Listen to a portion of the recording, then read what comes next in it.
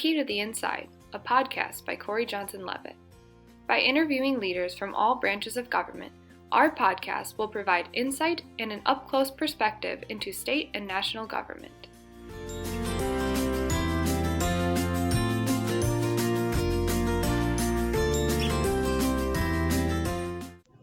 Happy New Year, everyone. This is KJL Partner Andy Leavitt. I'm here with my dear friend, Jim Ananich, the Michigan Senate Minority Leader.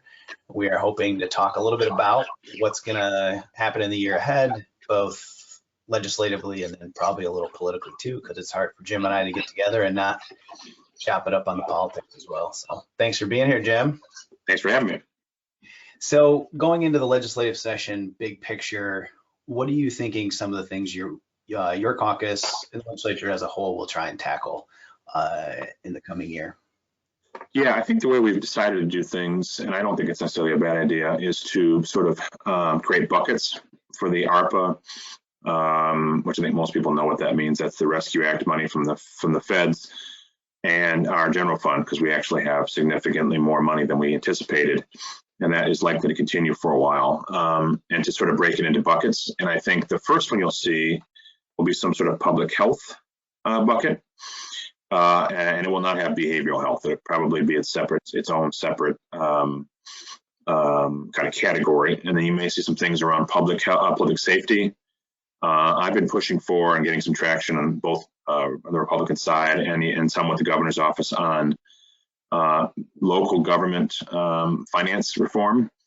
And what I mean by that is just help with pensions. For years, there was cuts to local governments, and there's been some actuarial changes of late that require them to look at what they owe in pensions and shorten the time period to when they have to pay it back, which isn't necessarily a bad idea, but they have to have money to do that. There's a lot of communities that are in pretty desperate need for some pension help. And that's all over the state, and that's small communities, some big communities, that's Republican areas, Democratic areas. So I'm hopeful that we can get some municipal finance support as well. And I think those are some of the big areas. We'll see some talk about doing some things to relieve people, give people some relief on taxes. I think that'll just be a difference of whether we can land somewhere where what those tax relief looks like. I think that's some of the big things that we'll be working on. I'm sure there's some other areas that we'll touch as well. I've obviously been working on some gaming legislation because of the closed racetrack in my district that I would like to see breathe some new life into. But I think those are some of the things that we'll see in the short term. And then obviously you mentioned it at the beginning, with it being a political season where the House, Senate, Governor, where it's all state, there's no federal, I mean, there's congressional, of course, but no Senate race up. I think we'll see when politics starts, and then a lot of this stuff will get tougher. So I think the first quarter will be critical to getting a lot of this stuff done. That's great, thanks. So we heard some muni pension, trying to use some resources to help put locals in better footing in that regard. Public health bucket for budget, behavioral health bucket, and then potentially some tax relief as well. Saw the governor came out today or over the weekend, I think, started to kind of trickle out that a pension tax and an EITC would be on her list. So sounds like the shadow boxing around setting the stage for that conversation's starting to happen. So yes. That'll be interesting. Let's talk a little bit about the state's cash position. We have all these federal dollars, but we also have a general fund that has a lot of our own, state tax dollars. In some ways, I think the magnitude of that number is probably overwhelming for you guys to a degree. It's so big, the possibilities are endless, which means having this conversation might be harder than if it was a little more finite. You never want less money, but digging in a little deeper on the bucket conversation, have you guys thought about what numbers go with which bucket yet, or really just what buckets you have? It's more of what buckets we have. And, Curtis Hertel, our appropriation lead, and I have pushed for, if you don't kind of give a a ballpark number for each bucket, then it can easily be the first few buckets take up all the money, and the ending buckets just don't get the priority, or or the vice versa, where you don't put enough in the beginning and you have a whole bunch left over, and you put it towards things that you're just trying to make the numbers even out to zero. And I think that we're going to make it work no matter what, but I think that would have been a smarter sort of ballpark for each category. I also think we have a responsibility to do something, and I'd like it to be substantial, of course. I guess the substantial means means different things to different people, but we've had a lot of folks who've worked in the entire time during the pandemic, and they've worked with customer, and they're working with people all day long. I can think of like a lot of workers who are in healthcare, and I think some of the point of that COVID relief money was to help folks like that both show that we care about the work that they did and the importance that they did, and the fact that they were in harm's way. So I'd like to see some sort of the term people have been using is hero pay. Something related to that would be helpful, but I think that could go in a number of buckets. I didn't mention it as a bucket because I think it could be its own thing, but it could also be in another area. Kind of staying right along this money line is, what are some of the long-term investments that you think, from your perspective, the state should be prioritizing, right? There's things we can do now to help people today, hero pay, some tax relief, all really important. But then also these investments that might really put us in a position to compete, with other states and then globally for the next decade.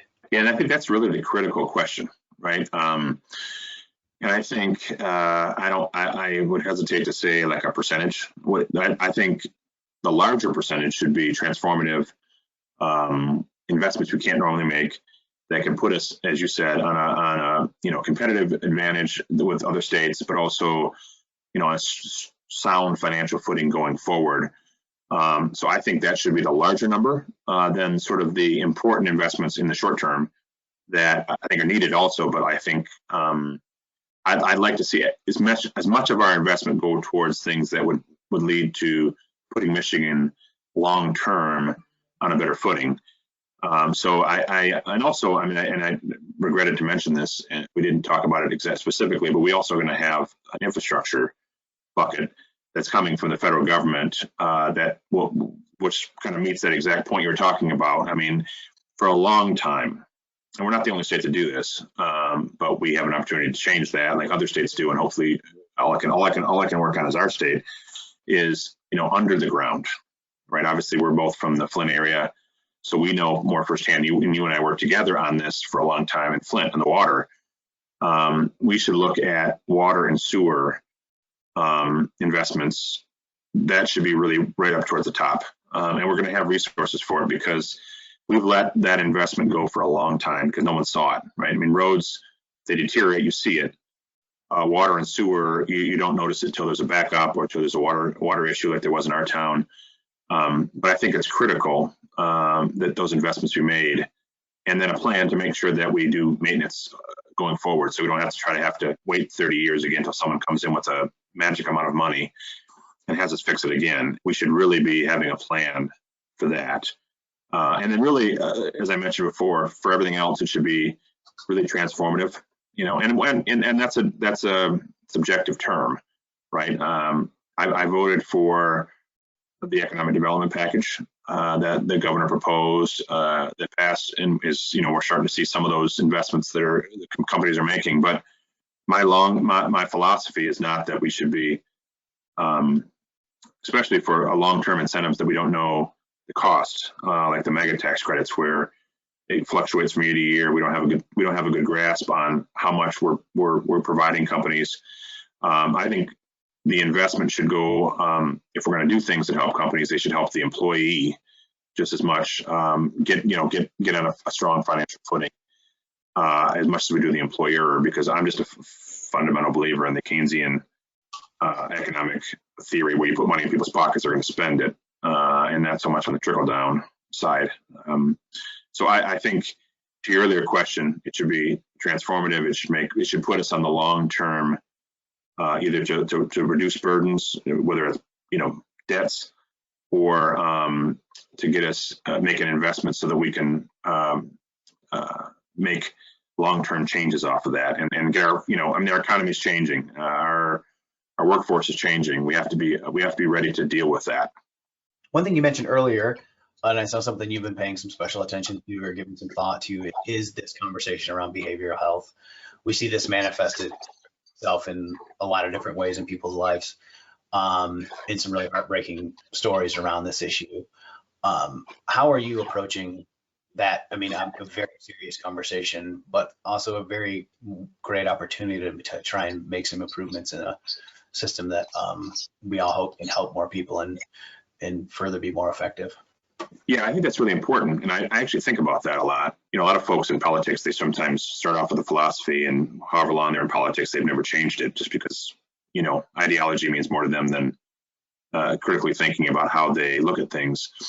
And obviously, for behavioral health, what I tried to do, because I hadn't worked on the issue before, was two things. One, I wanted to make sure I talked to everybody, advocates, people that work in the industry, people that have gone through the system, or family members that have gone through the system, and as many people as I could.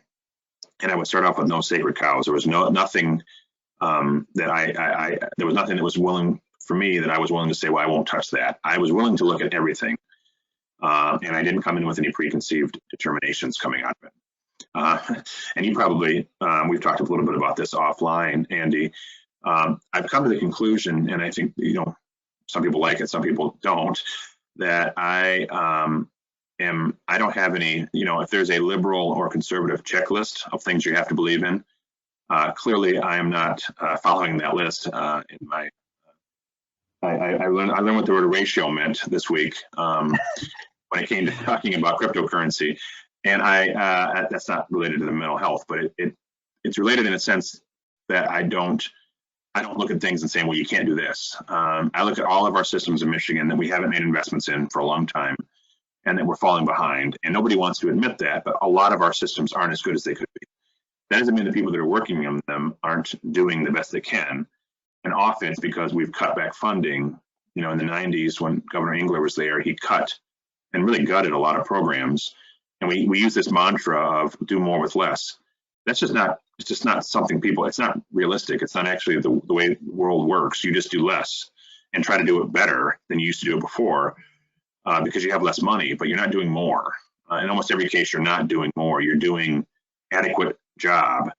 And I think with mental health, adequate isn't working. We're seeing, I think I look at mental health and I look at also substance abuse, both drug and alcohol. And if we weren't in the middle of COVID right now, we are in a crisis mode when it comes to especially opioid, but other drugs, both in the overdose and in the amount of people that are getting access to them that are using them improperly. It would be the biggest issue we'd be talking about right now. And so I think from a substance abuse and mental health aspect, we have a lot of work to do. I'm not advocating, like I said, I didn't come in with any preconceived notions, but I'm looking at it as like every area can be improved, and how do we do that? And I think the biggest way to do it is through the supplemental. I think some of the policy changes that I've seen both from Mary Whiteford and from Mike Strickey are not necessarily bad. Some aspects are good in it, some aspects I think need to be changed. But I think it's the investment that we need to make in the systems, in the beds, in the providers, in the loan forgiveness, in looking at things differently and making investments to reflect that. Crisis beds. I mean, a lot of different things. That's where we're going to see the long-term positive change. And I think some of the policy bills, if we do them right, will be fine. I don't think any of them will be as critical as the funding that goes with it. That's good stuff. Thanks for really walking us through how you're thinking about it from like a macro level, and then also kind of into some of the policy details there. Yeah. You touched on a little bit about your Bitcoin tweet. You and I've talked a lot about just a mentality of looking at disruptive technology in a way that's not a threat to government, but in a way that, they're hard to stop once they go. So how does government interact with it, and how do you, if it's something that needs to be safer, how do you make it more safer? How do you understand it in a meaningful way? And some of these technologies are just so much faster than the wheels of government. So I know you've thought a lot about these topics, blockchain and cryptocurrency being part of that, but not all of it. Can you just talk a little bit about your approach, and I don't know if embrace is the right word, but willingness to maybe go have these conversations more than others on these kind of disruptive technologies and topics? Well, I think largely it comes down to the fact that I don't get offended, or my feelings don't get hurt, or I don't, freak out if someone has a different thought process than I do, or philosophy. And I don't mean to sound like I'm unique, but it can be unique in government, where a lot of folks, if someone says something different than them, the first thing they do is get too offended, as opposed to just listening to what they have to say. Some things, I hear a lot of my colleagues say really stupid stuff, and I don't get offended by it. I just think, maybe they should sit in the corner and not talk for a little while, versus, being outraged by it. But I want to hear it. I want to know what makes them, what makes them, when they wake up in the morning, what they think about, so that I understand, well, how do we address a problem then? And I think to your point about, disruptive industries, the amount of information, good and bad, that's being processed and developed is so much faster than it used to be. So you can't sit back and just wait for the next, when we were growing up, General Motors or Ford would put out a new car every year, and over a 10-year period of time, there would be some substantial investments and changes. Now it's happening so fast, you can't, I'm not even sure if the human mind can keep up with all of it. Any one individual can keep up with all of it. But you can look at it and say, I can be afraid of this and put my head in the sand, or I can try to wrap my arms around it, whether I like it or not, and embrace a structure that allows to make sure that people are not being taken advantage of. That's what I really care about. Like we're looking at, a lot of folks want to do things, now that technology is available, they want to do things differently. You're seeing people that don't feel like they need cars anymore because they can use Uber or Lyft, or they don't feel like they don't, as this technology gets more and more available and more people are using it, you can, for instance, right now we're debating something related to short-term rentals, which often people use the term, use the sites Vrbo or Airbnb. You can look at that and say, well, this shouldn't happen, or you can say, how do we make sure that people aren't taken advantage of, both the people that lived in the neighborhood for 30 years, but also the homeowner that may need this for they can't afford a second home unless they can rent it out for a while, or someone who just wants to use it as a business. How do you take each one of those approaches and say, we have a structure that works? If you have 10 homes, you're a business, you operate like a business. If you've lived in a house for 30 years and you're worried about the neighbor, then you make sure you have policies in place that they can't have parties, they can't trash the place, they can't do all the things that make a community less livable and less beneficial to live there. But you're also recognizing that this is a personal property right, and they should have an ability to use it within reason, in ways to their own advantage. I think there's a way to wrap your arms around that and make it work. What I often run into is groups that say, well, we don't like to do it that way. And my thought is, okay, that's not what I'm asking you. I'm asking you how we do it so it works for everybody, not how it works just for you. How does it work for everybody? And that's how I've approached all these, whether it's cryptocurrency, whether it's, the changes in the way people buy cars. You're seeing folks that want to buy directly from the company. You're seeing an interest in people putting solar on the top of their home. We have disruption in every aspect of life, whether it's how you get your groceries. And I think we should be looking at that. I'm not suggesting the government needs to micromanage it. I'm not saying that we'll even have an ability to do that effectively, but I think we shouldn't act like it doesn't exist. Appreciate you kind of talking us through that, and also just appreciate you taking the time to think more critically about some of these issues that are clearly impacting everyone's everyday life, and we may or may not have a good handle from a government perspective. Well, one thing too, Andy, but I think it's important, I don't invest in any of these things. And I do that on purpose. There's a lot of things I'd love to invest in. If I wasn't doing this job, I would think about it, but I don't want to be biased in my decision making. It's one of the things that I think we lack in Michigan. I think there's a lot of aspects. I'm not somebody who beats up on government for the soundbite, because I think that's, especially people that are in it, it's either disingenuous or you think very little of yourself. But I also think that we should be striving for better, right? And we should have higher standards, and we should build back trust, because I think that's if you don't trust your government, you're okay watching it be destroyed. Our democracy is at stake right now, and if people don't think it's worth saving because they don't trust the people in it, then they never will, right? They'll never stand up for it, as they have. I mean, it's not like this is the first time this has ever happened in America or in the world. I'm getting off the subject for a second, but it does matter that I think I don't invest in these things, so I don't have to do it in order to make more money. I have no personal interest in it one way or the other. And as the folks here don't know this, but aspects of me are, it took a little while for me to get onto this platform, because I'm, sometimes I have the mentality of a 90-year-old. So I'm embracing things, or I am diving into things that I am not, they are not necessarily my comfort level. And that's why I do it, to understand it better.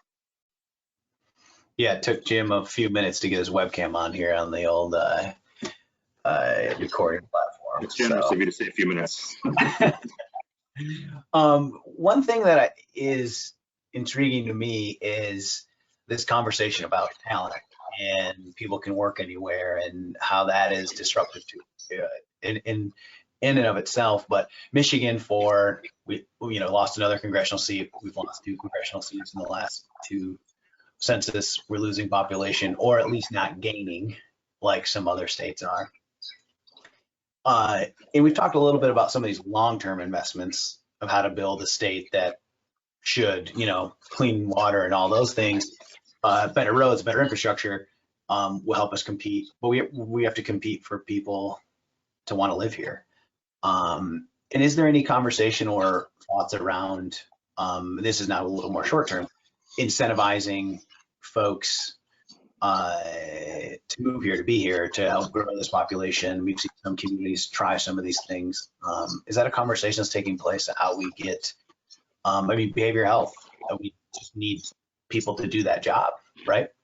Part of it is if you make these investments, how do we get the people to be here? So a little bit open-ended, but just kind of throw it to you. Yeah, I think they're happening, but not at the level at which they should. You hear terms like, want to pick winners and losers thrown around a lot, and most people don't even really know what they mean when they're saying that. It's just a tagline that, sort of a bumper sticker slogan that people like to throw around, like Where's the Beef was in the 80s with that lady from the Wendy's commercials. I mean, every day in every aspect of our life, we pick winners and losers. I pick Tim Hortons over Starbucks, right? I mean, we all do it, or vice versa. But I think in certain industries in particular, when we know we have a demand, the best way to do it is to basically say, okay, if you want to move here, we'll help you with A, B, and C. And then also incentivizing, some of the aspects that make people want to live somewhere, whether it's cultural, whether it's, a lot of things. Those are all things that I think we should be looking at. I think it'll be difficult in the environment we're in some areas to do the level of investment in sort of the place making, as we call it, that I think would help get people to move here. But like in a lot of places, if your family owns a farm, the next generation doesn't want to do it. And you have to make it so it's more appealing for them to want to keep doing some of those things. Whether it's making sure they have access to broadband, whether they have access to flexibility in how they take classes, so they can, get some of the technology on that family business that they never had before. I think all those things should be on the table. And I proposed it for mental health, behavioral health stuff, for sure. Hopefully that's part of it. I think the same thing is the case for education. We have a teacher shortage now, largely because of 10 years of Republican policies that, degraded public schools and public school teachers. But I think we should stop doing that, one, and actually start investing in those people. But also in the short term, we just need folks. So we should actually, offer different incentives to get people to come here and work in some of these industries. So yeah, I mean, it's kind of what I talked about before. I wasn't saying it exactly, but like, if you just look at Michigan and say everything's fine, and we'll just keep, going along as we will. We'll keep losing congressional seats. We'll keep losing people, or we'll stabilize, and we'll stabilize at some point in time where we don't really go up or down, or we can make improvements, and I don't think we need to. I think that's the. I was say I don't think we're not going to necessarily just sell ourselves. Is I think if you make those improvements, people make economic decisions every day. They'll say, well, they have this, they have they have all these amenities, and we should take advantage of that. And there's a lot of great things. I mean, Michigan's got clearly 4 seasons, and sometimes they all can hit in 1 week, which is it's something people have to get used to. But with the lakes we have, the summer opportunities we have, even some of the winter activities, you have to be ready for it. I mean, obviously, if you've never experienced it, you're not gonna be used to it. There's times when all of us in Michigan wake up and say, "Why am I living here?" But I think there's some placemaking that can be done, and some other things that I think would make it more attractive for people to either stay, which is what you want first, and then secondly, move here. Lastly, as we wind down a little bit, switching to 2022 election, we are in cycle now, the final 10 months, which is a little crazy to think. In 2018, you did something that I don't think anyone ever thought was possible. You flipped 5 Senate seats, which I think is a record in the history of the state. How are you thinking? A, we have new maps, so probably some thoughts on that if you want to share them. Sure. And then B, how you and your caucus are feeling going into 22 in the first midterm of a incumbent president of your own party. Well, I always look at what people say, other people say, and I came into the House in 2010. There was 61 of us, and the presumptive next leader for the Republicans, Eric Nesbitt, and I came in together, and he, right after the maps were passed, called it a Democratic gerrymander. Now, by no objective term or understanding of what a gerrymander is, you could actually say that with a straight face, but it shows you that they're worried to actually have to run in maps that can be held accountable by actual voters, not just by primary right-wing people of their base. They're going to actually have to talk to people that wake up every day and don't just watch OAN and think about storming the Capitol. They're going to have to actually talk to people that may look at things differently than they do. If you look at the legislative races over the last couple decades, Democrats have gotten more votes than Republicans have. We are slightly a Democratic state over a Republican state, right? That's just the facts of the elections. So, on a purely partisan fairness standpoint, there should probably be 20 seats that are Democratic, 18 that are Republican. The way that the commission drew the map is they drew 19 sort of Democratic leaning seats and 15, I would argue, Republican leaning seats, and then 4 sort of toss-ups that slightly favor them. That is by no means a gerrymander for either party. It just actually reflects sort of the partisan makeup of the state. So I think going into this election, we think we have some advantages, and they'll have some advantages. They'll have more resources. They always do. They're in the majority, and they have donors who can write huge checks that basically, if they meet certain standards, this is what I believe. I don't have any evidence of this other than just watching, is that if they meet certain, if they pass certain bills, they get those money. They get a certain $40,000, hard, checks to the Senate Republican Fund, and God knows how much soft money, dark money, into their accounts. We have to deal more with small donors, and we do PACs as well, but we do much better with small individual regular people, and they do better with a handful of really wealthy folks. We think we have ability to communicate better with average, everyday, ordinary citizens, because we've had to convince them to vote for us when they've had maps that were favorable to them, and they're still talking as if, in my opinion, that they're talking to a certain base of their vote. And they also have to. I think they're also going to have to deal with the fact that President Trump is still continuing to say that the election was stolen, and what's the point of voting? And I think so. We'll look at obviously it's too early to tell where the energy's at, where the sort of motivation is to vote, but we still hold our own when it comes to the generic state legislative, and the governor still seems to be doing fine against all potential nominees, and I think that says something, that they know. I don't think it's going to be 2018, but I also don't think it's going to be 2014 either. I think it's going to be in between, and I think an in-between year gives us a real shot at 19 or 20 seats, or maybe more. And in a really good year for us, if it was 2018, we'd probably have 23 seats. under this map. And in 2014, under the map, we'd have had 18 seats. So I think we're going to gain seats no matter what.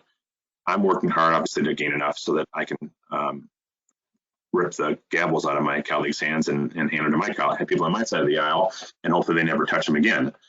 It's almost 40 years since we've had it. I'd be happy to have 40 more years where we have it. And then I'll probably be dead by then at the end of that 40-year period, and I don't have to worry about it anymore. But that's my focus, has been for a while. As you know, I'm a much more political leader on the outside world than most Dem leaders have been, both House and Senate, for a long time. I don't do that in my job. Obviously, I try to separate them, but I'm a very politically minded person when it comes to the nuts and bolts of a campaign operation, where a lot of other leaders just left that to us, the people. Like I said, I don't try to let that, go on the day-to-day Senate operations, because I think we have a responsibility to taxpayers and citizens of Michigan. But I am a very competitive person. I had been since I was playing sports as a kid. So it's in my DNA. I can't do anything about that. And it benefits us, I think, when it comes to elections. No doubt about it. You take your work seriously. Well, we're up against the time limit here. Just so much appreciate you taking the time to chat with us, giving our clients and everyone a view into the work you're doing and how you approach your work. And as always, appreciate you, Jim. Thank you for joining A Key to the Inside, the KJL podcast.